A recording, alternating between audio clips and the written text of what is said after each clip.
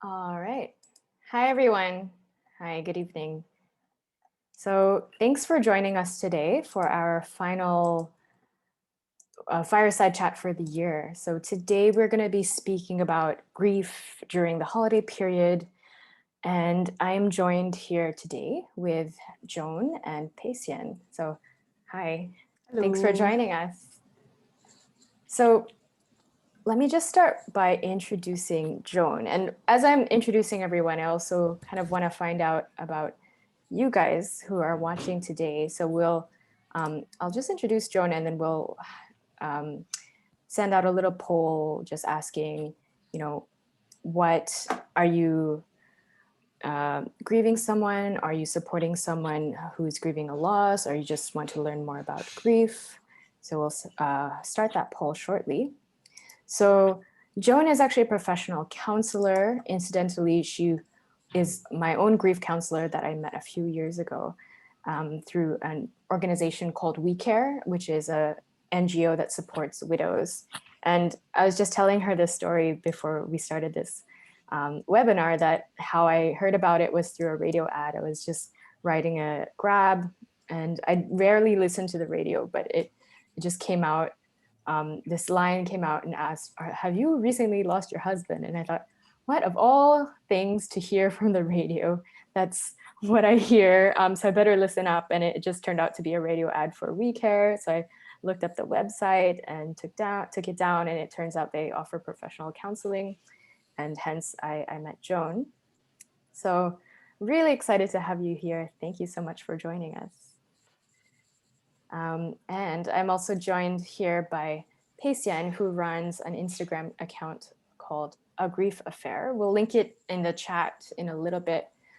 So I've been following her for a while. She posts all things about grief, whether it's emotions or relationships, support tips, and she also shares a little bit about her own grief journey. So I really want to say thank you as well, Pacian, for joining us today. Thank you. Yeah, so I have actually learned quite a bit from your own tips that you post on Instagram. And I have to say, there's a lot of content on and a very good grief community on Instagram. Surprisingly, that's the last place I would have thought I would find, support network and other people who want to talk about grief and death and just normalizing the conversation around that. So for all those joining now, you might have seen a little poll that popped up that says, tell us about yourself. So if you could just help us. It's an anonymous poll. We'd love to hear about, whether you are currently grieving a loss, and it can help us tailor our conversation as well in terms of, what kind of advice and everything that we'd give to you. So, Ruben, whenever you'd see that people have enough people have submitted their answers, if you could also just share the results with us, I'd love to see it. All right, so maybe I'll just start off with asking Pacian first. What inspired you to start an Instagram account about grief?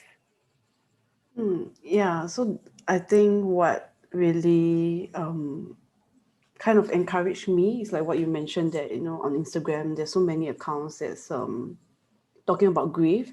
But the thing is, when I was browsing it, I didn't manage to find anything that was local based, right? So there wasn't any Singaporean grief related accounts or any Asian kind of grief related accounts. So I thought that there's a lot of things that I was going through, because culturally wise, we are very different from the West, right? Like the funeral and the wakes that we organize in Singapore is very different from the Western side. Yeah, so I thought the way we grieve is very different too as well. So I thought, maybe I should start something on my own to help other people who in Singapore or in other Southeast Asian countries who are going through the same emotions, right? Culturally, we can relate better to each other, right? And how we support each other is also it affects how we grieve, right? Yeah, so that's why I wanted to start something after going through a few losses in my own with my own loved ones. And just wanting to provide better tips that is more relatable to other people so that they can support the people that, you know, in their lives who are going through losses as well. Great. Yep. Thanks for sharing that. So our topic today is really around grief and surviving grief during the holidays. And I want to turn that question to you, Joan, about what is it about the festive period that makes grief feel more acute? And I also want to put it out there that we're not just talking about Christmas. Grief is very personal, right? So maybe people relate more to grief in a different holiday, or maybe not a holiday, but maybe something like a birthday or anniversary. So maybe you could give us your professional opinion on what is it that makes grief, more difficult during this time. Okay, I think, thank you for clarifying that it's not just about the holidays. It can be so many poignant moments that were specific and personal to you. You know, your first date even. You know, when you looked into each other's eyes and knew that this was the person for you, you know. So I think the whole thing about, I think every culture, regardless of whether it's Singapore, in particular, particularly Singapore, because we're food maniacs, everything revolves around meeting. Let's eat, right? Let's meet somewhere and eat. That the whole idea of getting together to eat and come together is generally viewed as a happy occasion. You know, it's quite different to me calling, let's say, patient or calling you personally and saying, you know, girls, I'm going through a really rough period. I really need to unload. So even when you celebrate a birthday, you don't think about celebrating a sad, somber affair. You have a cake, you sing, and there's something about the whole celebration of anything. I mean, this year, because of COVID, the Muslims didn't get to celebrate Hari Raya, the Hindus didn't get Deepavali, we're not really getting Christmas because we haven't gone up to 8 until after Christmas, but New Year's Eve, we have a little bit of relief. And I think that whole nature of coming together to have a meal is generally, people view it as a happy one. I mean, it doesn't even have to be Christmas. It could be just a reunion of friends, of school friends, right? And yes, you get asked awkward questions, even if they didn't know you were grieving. You get asked silly questions like, and we all dislike it, right? Are you married? What does your husband do? How many children do you have? You know, and people do, we get irritated by some of those personal questions, right? So I think it's the whole nature of that coming together to have a meal in a celebration of something. It doesn't have to be Christmas. And people don't expect to turn up to a reunion or Christmas or anything or Chinese New Year and expect to be sad. And I think what makes it worse is, so I will start this by saying one huge thing I would like all of you to take on board. I think it's really important. Assume positive intent. Okay? When we meet people, in general, humans are uncomfortable with pain and sadness. No one likes to be in pain. I'm sure none of you've lost people. I know Alicia has, I know Patient has. It's uncomfortable to deal with your own pain, let alone someone else's pain.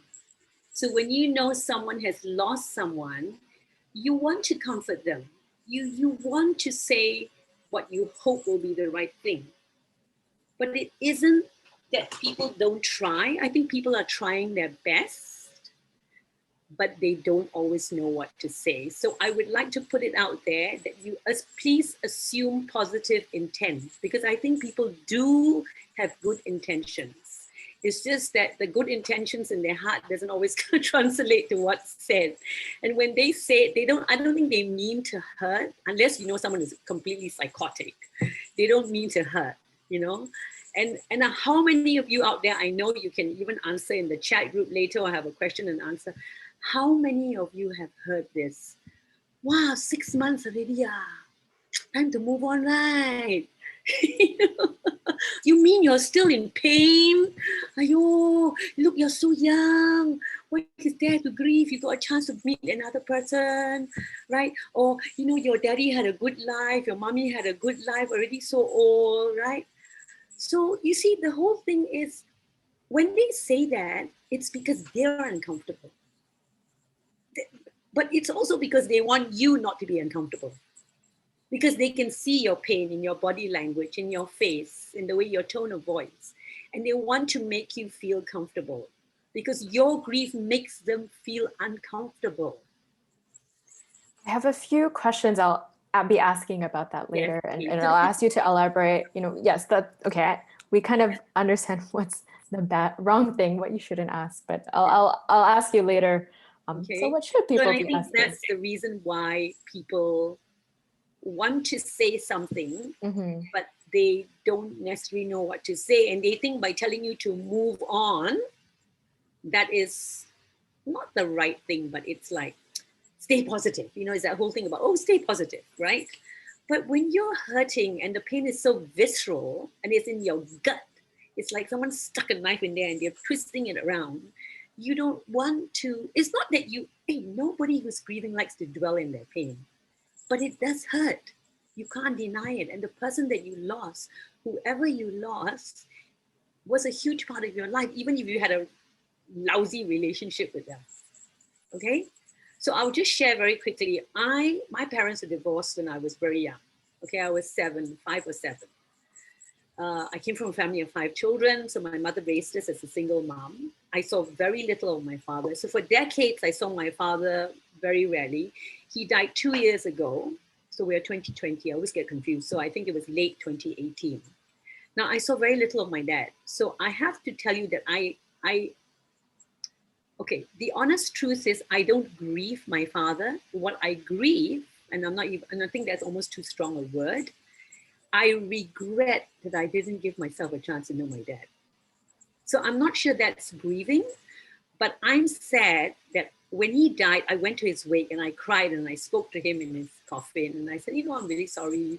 I know you tried to reach out a couple of times and I didn't want anything to do with you. And now I regret that I didn't take the time because I was so ticked off with my dad because he was an absent dad. But then I thought, maybe I would have discovered a side of him that I would have liked. And I do know that he taught me, even as a distant, absent father, I learned a lot from him.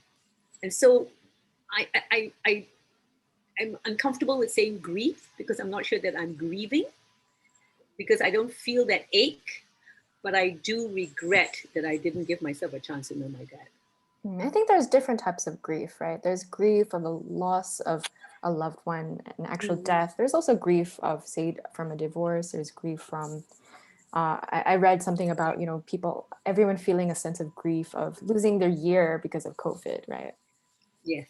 So it's different types, very personal. Yeah, I don't know if I answered your question about the festive thing, but I think I think it's important to put it out there that people do have good intentions. It's just the words that spill out of their mouths. It doesn't sound very good intention, but it is. They just want to make you feel comfortable because when you're comfortable, they're comfortable. So it's partly to do with their own discomfort. Pacia, if I could just turn the question to you. In your personal experience, if you're willing to share today, what holidays are hardest for you in terms of your grief? And I understand you mentioned your loss is quite recent, so the past year must have been a year of first holidays, right? Yeah. So my dad and my grandma actually passed last year. Yeah, so I think this year is the first holidays that we have to kind of go through without them. So as an Asian family, like the typical like Chinese holidays, like Chinese New Year, right, and the Mooncake Festival, right. These are all the little holidays that really impacts us the most because those are the times that we gather, like what John said, we gather together to eat, to have fun, we play little games, little card games. So it's where we share the most memories with each other as a family, right? So when they are not here, this is when we feel the absence the most, right? Other than Father's Day, their birthdays, even if we don't celebrate Christmas, right, we still gather to eat, right? So it is still a day that we feel the absence because, well, they are really not here and we are still here and we feel the loss. Yeah, so I would say in general sense, the typical like Asian kind of dates, holidays, it kind of impacts the most. Right. Is there anything that you did, like whether it's a tradition or just something that you did that helped you to cope and get through the holidays more easily? Yeah, so I do have a small tradition that I do is because I'm the youngest in the family. So what I do is I prepare like this candy box, right? For how Chinese New Year you go to people's family house to family's house, and you get like the candies. So every year I'm the one who does it for my own house, right? So even though we didn't celebrate this year's like Chinese New Year, like I still like made a point to carry on with this bit of tradition, like I buy some of the candies and then I still have it at home, right? So I think what helped me get through it is trying to understand what kind of tradition I should keep, right, to keep it constant, and what kind of tradition I want to take it away, that reminds me of the loss, that is more hurtful, right? That kind of like hits me the most. So like for example, right, this candy thing is something that is special to me. It doesn't really like remind me of my father or my grandma the most, but I still do it, but in certain things, like I don't do certain things that remind me most of my grandma, right? Because my grandma, she likes to gamble, right? So we don't have that tradition anymore. We try not to play these card games, yeah, because it reminds so much of her, right? Her laughter and her the way that she likes it. Yeah, so I think to help, yeah, I think this thinking about what traditions to keep and to go away with is quite helpful. Yeah. Yeah, Joan, is there anything you'd like to add there? For example, if you've spoken to anybody that you've counseled, any advice around traditions? I think picking up on patient's idea, I think it's very normal not to want to continue a tradition that brings about a very acute pain. Because as I said, even when you're grieving, you're already in so much pain. You don't want to be reminded of that pain. I mean, you don't need to be reminded, actually, it's always there, right? It's always there. Because you feel like a bit of your heart has broken off, shrapnel, right? Some people go the other way. So a couple of things which I think I know. One of the things I think I asked you, Alyssa, yourself was how would Kyla, your loved one, have wanted you to carry on life, right? Yeah. And I think that I don't know how that question really helped you, but I've actually found that question very helpful when I've spoken to other widows. And to be fair, you're the youngest widow I've counseled. Most of the ones I've counseled are in their mid 40s and upward. And it's an interesting question because the only person that knows your deceased loved one, right? So in this case, because I'm dealing with widows, your husbands, they would know better than me how their husbands want them to carry on life. That their husbands want them to continue to be miserable, stay indoors, not mix, not do anything, or whatever, whatever. And generally, most of them seem to say, no, no, my husband would not want me to of course, to be miserable. And miserable is interesting as well, because miserable and sad kind of like the same, but not really. I think sadness is very normal, by the way, everybody, when you lose someone, right? And it's not a feeling that, so the two major emotions, there's quite a few. Obviously, there's happiness, there's sadness, there's fear, there's disgust, and there's anger. Those are the five core emotions. But the two that affect grieving people the most, I think, that come up the most often are happiness and sadness. And of course, there's some anger because if that person was taken away from you, okay, in a horrific way, there's that the added layer. It's interesting. Oh, sorry. It's interesting that you said happiness and sadness. And actually, I mean, when I think my first Christmas or New Year, I went to travel with my parents, and there was that mix of, oh, I'm actually happy, but I should be really sad. Like why? And then you feel that guilt. And you feel like, oh no, I'm not. I don't know. I don't want to be happy. I want to grieve. How do you deal with those feelings of guilt, or how would you advise people to deal with those feelings? So I think some of that comes from your own yourself, that you tell yourself, I don't deserve to be happy again because I love this person so very much and I've lost them. So do I deserve to be happy? So it's part of your own thing, but it's also people, there's also the fear that people are judging you. Mm. Like, wow, you're happy? How can you be happy when your husband died? Right? So, and sometimes it's unspoken, but it's the looks you get, the way people kind of treat you, right? Like, oh, how can you be happy? But the thing is, I know this is a cliche, but you wouldn't have known happiness if you hadn't had your father, your grandmother, your husband. And even in those happy moments with them, you also had sad moments when they were alive, right? And you also had angry moments when you didn't get along. But that is life, right? And I know it's a cliche, but it's so true. And the thing is, you are entitled to feel happy. And the thing is, this is it. That's why I asked you that question. Would your loved one, whoever they are, want you to be happy? You knowing the way they are. Would they expect you to grieve, and for how long? Because there is no time frame to how long a person can grieve. And I don't think you ever truly get over losing someone. You will never be the same again because they were a huge part of your life. It's like a piece of jigsaw that's missing. Okay, because patient, you can never replace your father or your grandmother, right? And then let's say you could replace your husband, but it's not the same husband and it's not the same person. So actually, even the jigsaw piece that you get to fill the jigsaw is not going to be a good fit, right? Mm.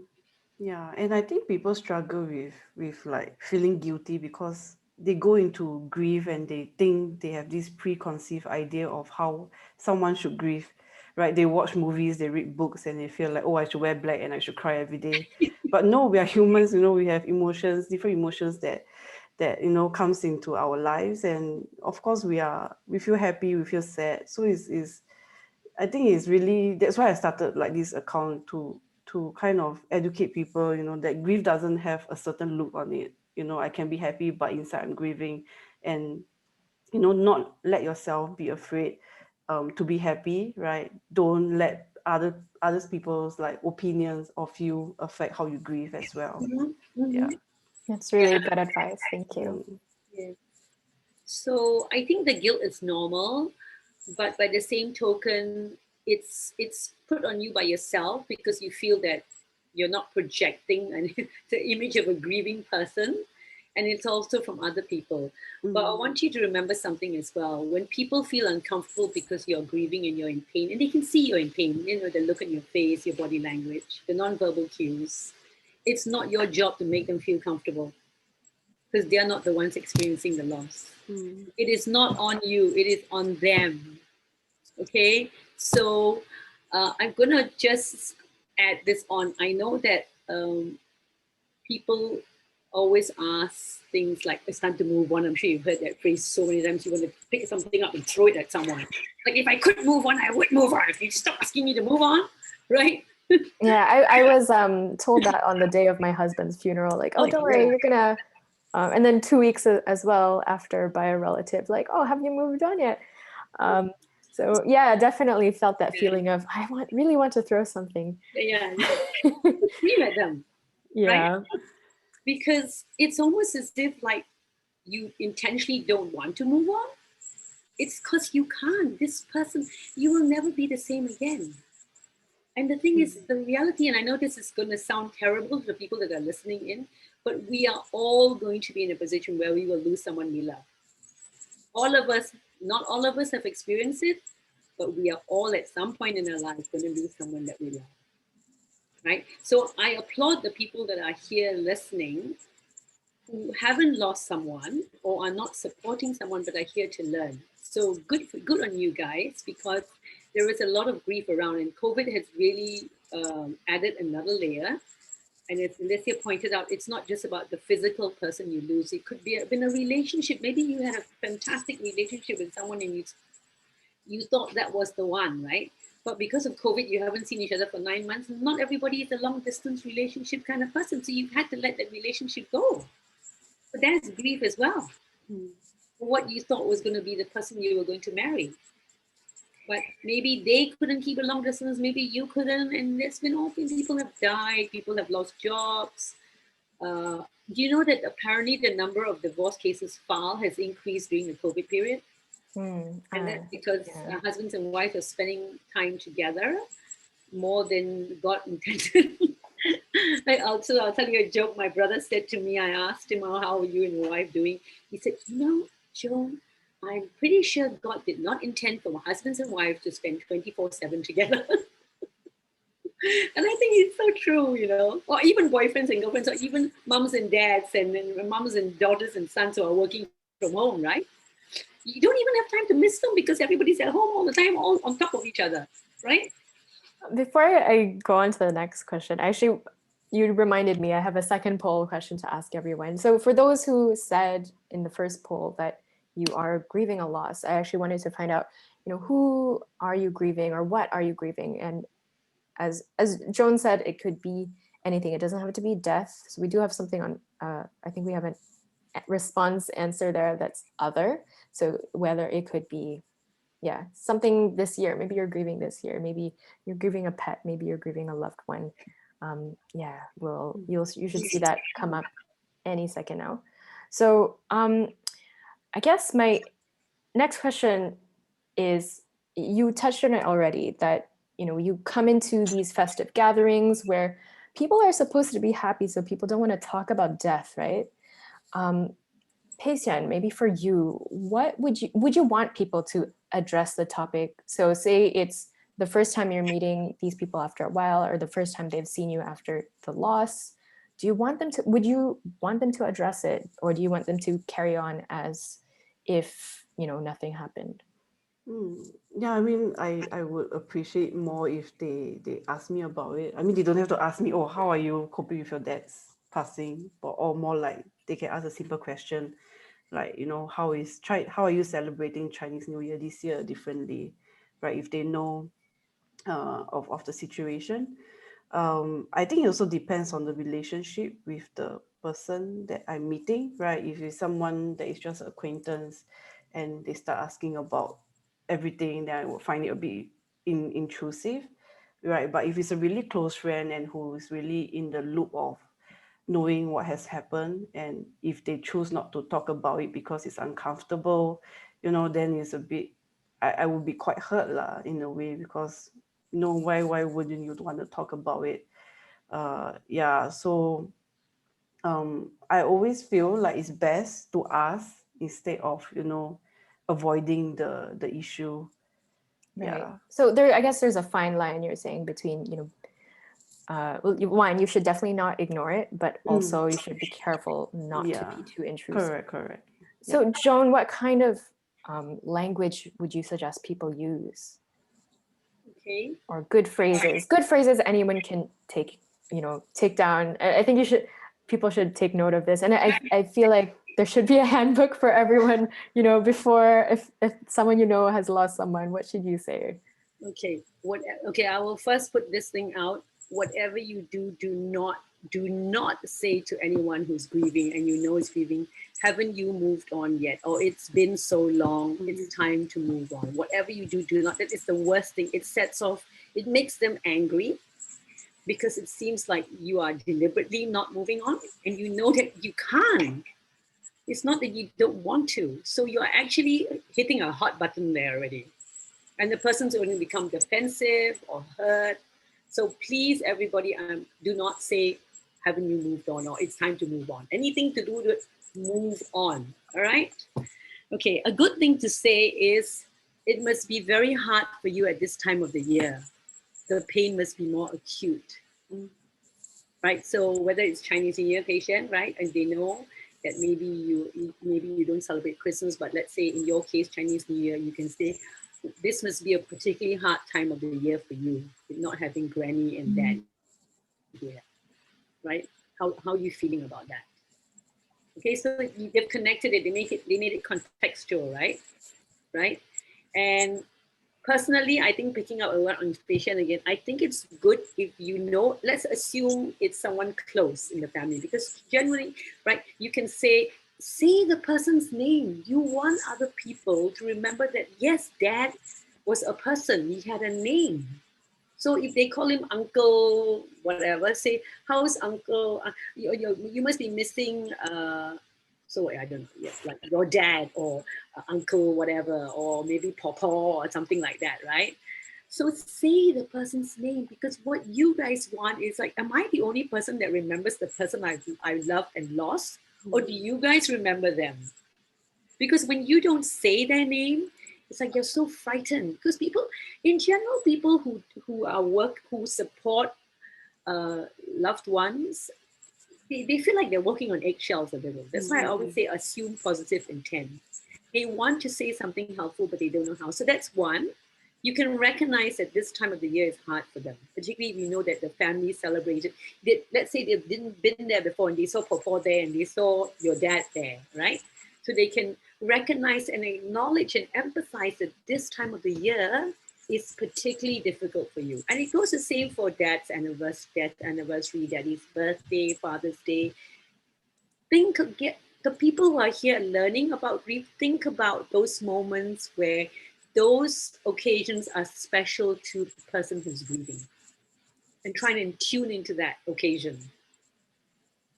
Okay, a really simple one, which some people I know find difficult. I'm really sorry for your loss. Right? You can say something like, "Oh, I bet it only seems like yesterday."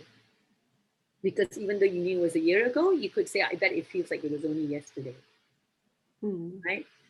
Now, the other thing that I have heard and read about quite a lot is we say things like, I can't imagine what the pain is like. And it's true. If you've not lost someone, it is hard to imagine. But actually, what I was told by someone is they want you to try to imagine. Because that's what empathy is. It's about walking a mile in somebody else's shoes. Right? So you could say, you can't say, oh, I can imagine the pain you're feeling, but you can say, I can imagine some of the pain you must be feeling. And I can feel that pain, so it must be so much worse for you. So again, you're making that connection, because I can't imagine is not a bad statement or a negative statement, because it's accurate. But empathy is walking, we've all heard this, it's about walking a mile in the other person's shoes. So actually, I'm sure we can all imagine what it's like to lose someone if we really try. So it's about also saying, I can only begin to imagine the pain. And for you, it must be a zillion times worse, because as I imagine it, I can feel. But remember, don't make it about you. Huh? You're just trying to make it contextual, right? Yeah. You're in my prayers and thoughts. And that can be, it doesn't have to be Christian. It can be because we all pray to a higher being. A lot of us believe in a higher being. I don't know what to say, but you're in my prayers and thoughts. Take your time. And when you're ready, if and when you're ready, I'm at the end of a text message or a phone call. These are all very good. I wish everyone had a guidebook like at a wake, you know, before you enter, before you meet, you know, here's a list of phrases you can say. Yeah, but don't ask them to move on. So I'll give you a little analogy. So I was trying to think of what was the good analogy to give people, because I hear that so often from the widows I counsel. People keep asking me to move on, and I don't. So I was thinking, okay, how do I do? So think of it as your life is a book with lots of chapters. So there's birth, there's family, there's school, there's maybe school, so education, then there's relationships outside the family, then maybe there's special someone, then there's marriage, and then your own family, and then your own kids, and then death, right? Or sickness and death. Now, one of those chapters, you lost your husband. In one of those chapters, patient lost her father and her grandmother, both in the same year. Very tragic and very sad. you know what? It's okay when we read a book. Okay, so we all know when we read a book, sometimes we like a particular chapter, or we can't remember something from that chapter that connects to a different chapter in the book further down the line. We go back and reread that chapter, right? That's what we do. Because all those stages of grief we've all heard about, it's not linear. I mean, it's textbook stuff, and there is elements of that in grief, but it's not linear. You do bounce around back and forth. Just when you think you've got to the acceptance stage, you suddenly get hit by something that was phase 2. And you think, what's going on? I thought I was over that. But it's not. When you grieve someone, that person stays with you always. Yes, they're part of your past, but it's possible to move on with them still being part of your past. It's like a book you read. You don't pull out the chapter where your loved one passed away and throw it out of the book, right? You go back and revisit that chapter because that chapter also has happy memories, not just sad memories. Yeah, I think one of the useful phrase that I learned from the Instagram community is that they say move forward, right? Moving forward instead of moving on. So you imagine like, okay, you're moving forward with life, but with all the memories that you have created with your loved one. Absolutely, yes, patient. Well, that's exactly where I was going to thank you for doing that. So it's again, it's like you move forward through a chapter. You don't move on through a book, right? You move forward through the chapters of the book. So the phrase of moving on is actually incorrect because you don't move on through a book, right? Yeah. And there's no need, as I said, just because someone has passed away, you don't rip that chapter out and throw it out. Right? It's still part of your life, the chapter of your life, right? Yeah. Yeah. So Right. maybe you can, and here, okay, here's one of the responses. I just, sorry, I'm jumping and saying, you know how people are saying, like, okay, so maybe you said, okay, I know this must be a particularly hard time of the year because you know dad and grandma are not around, and I know that I've been at your previous Chinese New Year, then there was so much of that, you know, ban lat going on and the mahjong and the, you know, whatever, and Granny was in the middle of it, you know, like because she just loved the whole kind of thing. So you, after you said that, right? You, if someone asks you how you're feeling and you are hurting, right? You're saying, actually, thanks for asking, but I feel terrible. It's okay to tell them you feel terrible. Remember, it's not on you to make them feel comfortable. It is on them. If they're uncomfortable with grief, even though they mean well when they ask, it's not on you to make them comfortable. And it may be difficult for some people to say that. I know because it's all about drawing boundaries. But you want to thank them for their concern because clearly they were concerned, even though they were uncomfortable, right? But you thank them and then you say, actually, I feel terrible. Yeah, just be honest. Honesty is good. Yeah, be honest. Why tell people you're okay? Because a lot of us do it. I'm fine, I'm okay, but actually you're not. And people can see you're not. So be honest. You don't have to go into the minute details of why you feel terrible Yeah. or miserable or wretched. But you can say, thank you for asking. I appreciate it, but I feel terrible. It's bringing up a lot You of just sit with that discomfort, right? Because they'll look like, okay. But I should have asked you. Oh no, what should I do now? Yeah, and then next time they might think, oh, better not ask them next time. And that's the other thing you see. Sometimes people don't talk about it, patient. You remember you said you prefer they ask. You know why? Because they're afraid they're going to bring up unhappy memories for you. So actually, the intention is good, but by not talking about the deceased loved one, from your point of view, where you're sitting, it's like, have you forgotten my dad just because he's gone? Yeah, he's gone physically, but he still lives in my memory and in my heart. And hopefully, I hope that he lives in your memory too. So you see, it's all about walking on eggshells and finding the right.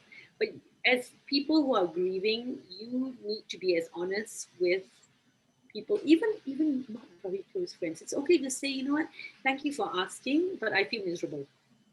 And then if they want to probe, right, and you're not ready to talk, you can say, actually, it's a little too painful to talk about. I prefer not to talk about it. But at least they already know you've given them the answer. I feel miserable. I feel sad.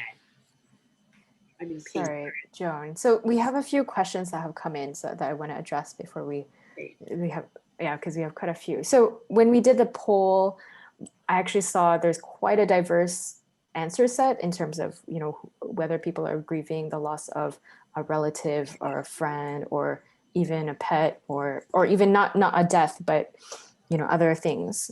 So I have a couple of questions here. That is it possible for a person to grieve over an affair or a failed marriage? And then someone also asked a similar question, you know, how do you cope with grief that's, you know, maybe it's a lost relationship or job? So I think that's a question for you, Joan. Okay. So, okay, I'm actually looking at the questions so that I can understand them better. Is it possible for a person to grieve over an affair or a failed marriage, right? Mm-hmm. That was number 2 question. There was Yeah. one above that. Is it common for one to avoid wake funeral? Oh, I'll get to that You next. can answer that one, actually. Okay, sure. I was just trying to group them thematically. No. But you did. You actually, that one's very relatable to you because you did attend a wake, right, Alyssa? Okay, yeah. So sorry, for everyone's benefit, the question is it common for one to avoid attending wakes or funerals after experiencing loss? And this person said, after losing 2 loved ones, I've not been able to bring myself to attend wakes. For my personal experience, after my own husband passed away, I had to attend my grandfather's funeral the next year. And it was really difficult. Just seeing a coffin triggered a lot of memories for me. And my advice is, if you don't want to go, don't go. You have the freedom to say no. You have, and it goes for holiday invitations too. If you're not feeling up to going to a Christmas party, you're not feeling like going to a gathering where you know people will be happier, or something is triggering for you, you can feel free to excuse yourself. But for anyone else who's like inviting, wondering if they should invite someone who's lost someone recently, just invite them anyway and give them the freedom to say no. So yeah, that's my answer for that. That's true. Yes, you should, as the person who's grieving, you need to be honest with your own feelings and think about triggers. I think picking up on this thing, and you need to make the choice. Yeah, you may upset somebody if they say, you know, let's say you don't want to attend Christmas, right? And Christmas is a biggie in your family. For other people, they might think, oh, she's not coming to Christmas. But already, what, you know. But you know what? You say, I can't, I'm not ready to deal with this. And would you prefer I came and be miserable and bawled my eyes out or broke down in front of people? It's not, right? So grief doesn't have to be necessarily a completely private affair. You share it with whoever you want to share it with, but it doesn't have to be a completely outright public affair either. And that is the prerogative of the person grieving, right? So yeah, I think that was helpful for other people. Okay, do you think that grief is always about that? Okay. I guess if you put these 2 questions together, it's more like, you know, is it valid to grieve over something that's not death? And also maybe how would you cope with it differently versus death? You know, any tips for how to grieve? Okay, so yes, so we did mention, and Alicia mentioned it as well, that you know, grief isn't just about the physical loss of someone you love, and it could be a pet. It doesn't have to be a human being. I mean, for people who love pets, a pet is like a human being anyway, you know. So, and you still love the pet. It's the same grief actually, because you've lost someone you love, right? So you may go through those phases of, the grief, the 5 stages of grief. And as I said, it's not linear. You do bounce back and forth. So I think I wouldn't say there's a clear distinction between a different way to grieve for a pet as opposed to a human. And similarly, failed marriages, actually, that's a really big one. Any failed relationship, but I guess marriage, because it's a bit more permanent. It's they say there are 3 biggest things in life that cause the most stress: moving house, moving countries, and a divorce. Okay, but and of course, you know, all of that is made worse if you've got a cheating spouse, because you've also got the betrayal to deal with, not just the fact that you're divorced because of irreconcilable differences. So yes, the grief is the same because you've lost something. You've lost a precious relationship. You married this woman or man because you thought they were the one, and you had all these plans to do all these things, have kids, and then when the kids become empty nesters, you're going to do blah blah blah blah blah, and that's something you can't do it. But Alyssa knows that, right? Because she had plans with her husband, and she hasn't been able to carry any of those plans through. And maybe even patient, maybe you had plans to go and take daddy to, I don't know, somewhere special. You know, take him on a roller coaster ride in a Universal World Studios or something, you know. Sorry, I'm just being a bit cheeky, but you know, you had plans too, right? You may have wanted to take daddy somewhere, just you, daddy, daughter time, and you can't do that, right? So yes, the grieving is the same, and you will feel pretty miserable because you feel like you gave up so much of your life to this person, your spouse, and now it's all shattered. Yeah. Just to add to that, I mean, from my own dealing with my own loss, I think it's just important to make space for that grief. Give yourself that time to feel through the emotions. And I think maybe there's a thought that, oh, because that person's not dead, am I allowed to grieve? Yeah, you're absolutely allowed to grieve your loss your own way. Pacey, I don't know if you want to add anything to that. Yeah, I mean, I'm just looking at the questions when they ask about, is it a valid grief? Let's say if I grieve a lost job opportunity. So actually I went through that before, I got rejected from a job interview. And then I really cried. Like when I got the email, I really cried. And I felt so lost, So and when I compared that with the feeling of when my father passed away, it's the same. It comes from a grief. same area. Yeah, it's the same like loss. It's the same like, I'm grieving the future that I could have with this job. I'm grieving the loss of the future I could have with my dad and my grandma. It's the same. So I think it's definitely a valid reason. And how do I cope with it? I think firstly, you have to acknowledge the loss, right? You have to let yourself feel the emotions. You have to tell yourself that it's okay to feel this way. Give yourself time to sit with the emotions, recognize that there's no good or bad emotions, and trying to be aware, why am I feeling this way? And then you try to understand if there's any way that you can find out, how can I then move on or move forward with this. Yeah. Thank you for that. So there's another question here. I'll just read it out. So this person says they've lost the entirety of their immediate family, 3 people, and they realize that they shouldn't worry about other people's comfort, but when someone is intrusive, like what you mentioned, Pisian, they feel uncomfortable and they're bad at holding boundaries. So when people do learn of their loss, it becomes even more uncomfortable, and they're asking, how do they navigate this?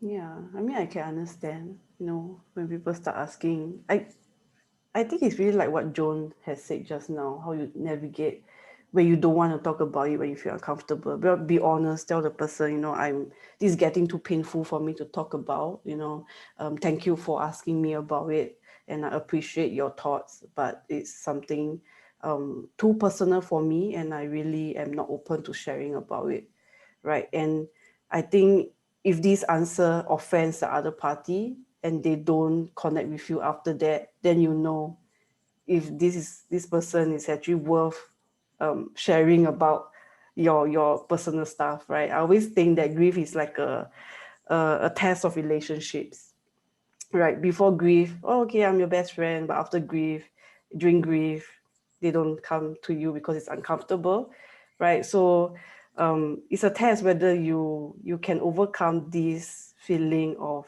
being uncomfortable. Are you able to overcome this feeling of uncomfortableness to be a good friend, right? If you cannot, then I guess the answer is clear. I care more about my own comfort than my friend. Yeah.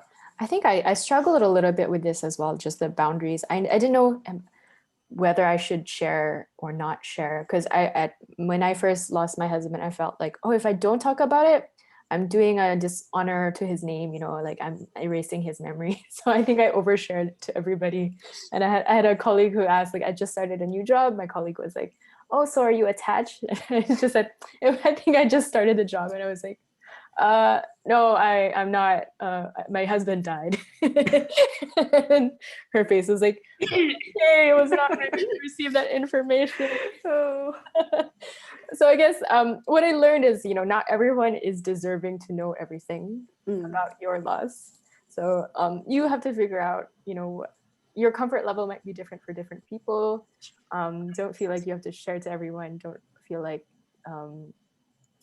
whatever you do, it's not a disservice to your loved one. Maybe you can share more about it later.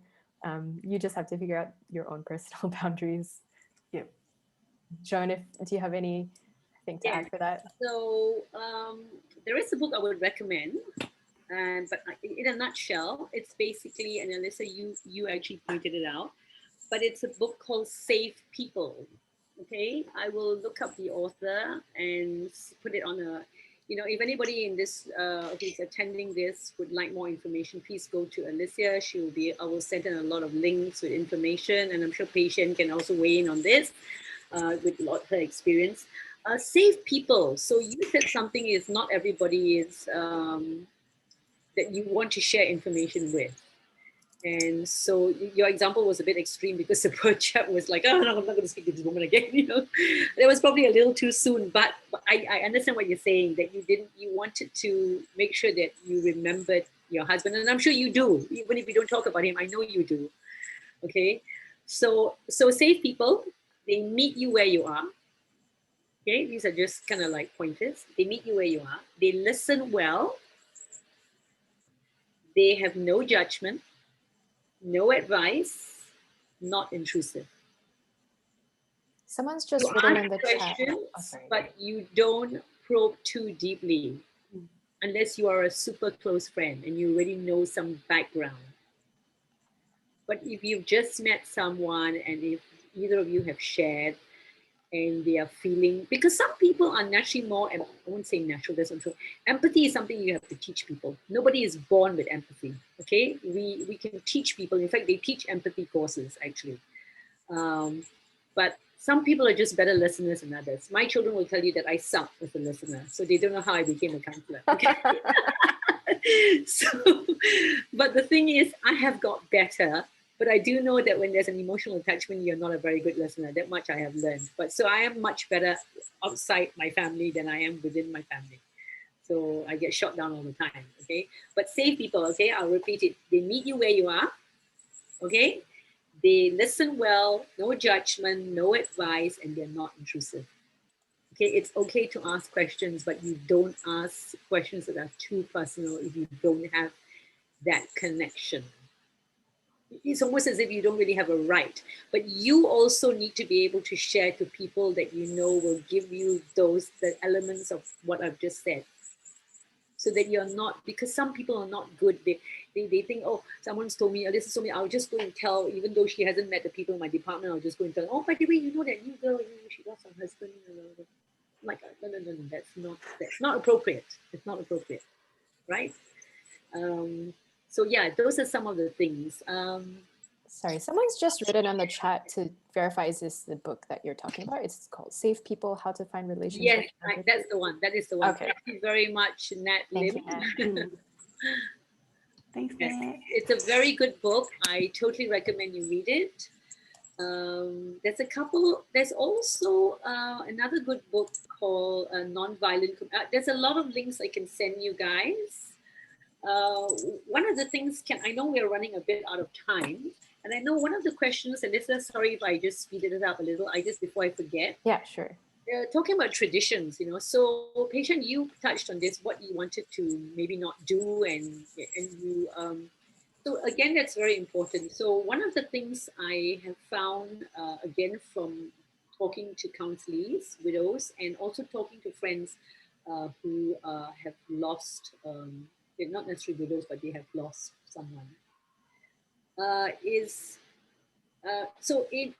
the English have a wonderful way of doing this. My husband lost his father when his dad was in his mid-50s. And every Christmas, and Christmas is really big in his family and mine, we always raise a glass to absent friends. Okay, or we say his name. So it's that whole thing about, you may not be with us physically, but you're here with us in spirit. So I think that's a wonderful tradition. The other one, a couple more, is you actually leave a space empty at the table where they would sit, and you actually have a table setting, right? That's nice. Because it's all about Just making space, literally, yeah, physically. making a space for that person, acknowledging that they are still a part of this family, even though they're not there physically. A really good one, I think, is if people at the table feel comfortable, and this is really up to the people at the Christmas, Chinese New Year, recounting a memory, and you can maybe tell people, maybe you can pre-warn people that it would be nice, if you are comfortable with this, if they could relate an incident about Granny, about Papa. Like maybe at one of the gambling sessions, she did something really funny, or maybe she was a really good cook, right?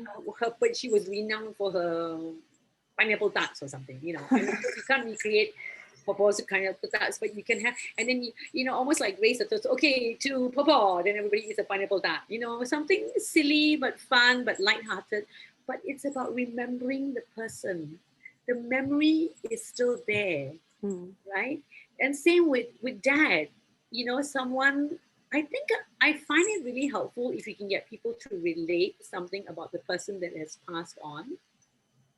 And of course, not an angry lah when people were pounding but a happy. We all have happy memories of the people we love, even when we didn't get along well with them. Yeah. Because it's about recreating those memories, and they are memories, but they are happy memories. Yeah. Right. And if they had a particular, let's say maybe dad was passionate about animals, okay, and he would, if he had a chance, maybe he would have picked up a dog, every stray dog and every stray cat that he came across. I'm just giving an example. So maybe you can donate some money in his name to an animal charity, or to World Wildlife Fund, or disabled. There's so many things that you can do in their name to honor them. So those are the things that you can think about possibly keeping, to keep their memory alive for the whole family. Yeah. Before we wrap up, I'm cognizant of time. There's just one question I wanted to get to. So Nina has asked something about it took her more than a few years to be able to say her late mother's name or mention her without wanting to cry.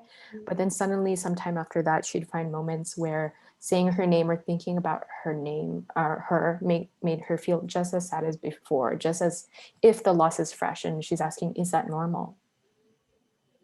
For sure. I think that's really normal. I mean, it's, I don't think there's a time limit to how long you should grieve, like what Joan said, right?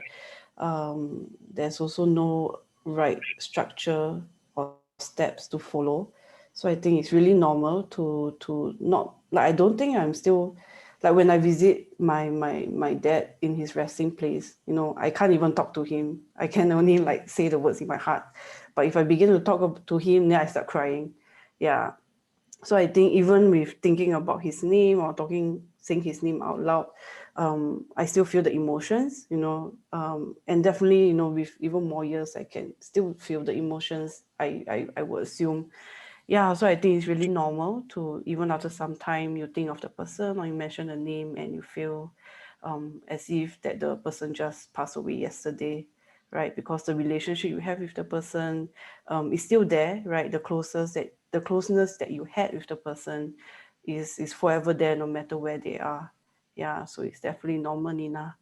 Yeah, and I think just one question that I just wanted to cover from Ali, right? He asked, is it possible to turn the grief about from the loss of a loved one into gratitude?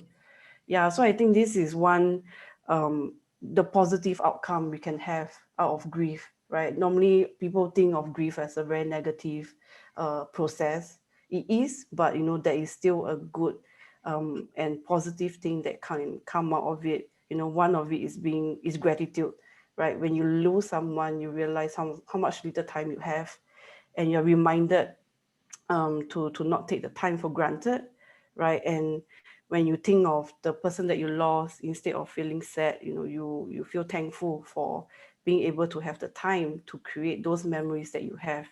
So yeah, to Ali, I think it's really possible, to after some time, not in the early days of grief, but after some time, you think of the person you lost and you feel a sense of gratitude for the time that you had. Thank you for the questions. Joan, any last thing you wanted to add to that? Okay, only this, that your grief and pain, it's okay not to be okay. Okay? Don't put a time frame on yourself, like in 6 months' time, I'm sure I'll be over this, or in a year's time, because grief has no endpoint. Different for different people. Okay, so it's okay not to be okay. And if you can sit with that, that is okay. And in many ways, your grief and your pain and your bereavement is honoring the person that you have lost, because you're remembering them, as opposed to saying, I'm going to put this behind me because, yeah, I can't do anything about it. I can't bring them back. I can't resurrect them. So I'm just going to close that chapter of my book and never go back there, because that's not real. That's not normal. Okay, so it's okay not to be okay. And as for setting boundaries, going back to that question, yes, it will be uncomfortable, but patient also said it's true. I mean, it's not just about grief, it's about anything we go through in life. Good times, plenty of friends around. The tough times, you see your numbers of friends begin to decrease. But you know what? Maybe they weren't such real friends after all. Or they were not, or maybe they were real friends but not able to deal with their own insufficiencies, that because all of us are products of our environment, right? So you don't know what's going on in their background that may cause them to have that discomfort. So assume positive intent again, right? But let it go. And of course, it may hurt. If it was a very close friend that couldn't deal with the discomfort, then you're also going to have a little bit of grieving there, especially if it was a very close friend. But I think patient is right, that you kind of have to accept that maybe this person can't be there in the way that I need them to be there, right? Because we are all fallen human beings, not in a bad way, but we're not perfect. None of us is perfect. And we want to be there for our friends, but sometimes our own stuff, our own emotional baggage makes it hard for us to be there. But just remember, it's okay to be not to be okay. Thank you for that, Joan. And with that, I just want to say thank you again, Pei-Hsien, and thank you, Joan, for joining us tonight. Speaking about grief, I think we need to normalize it a lot more.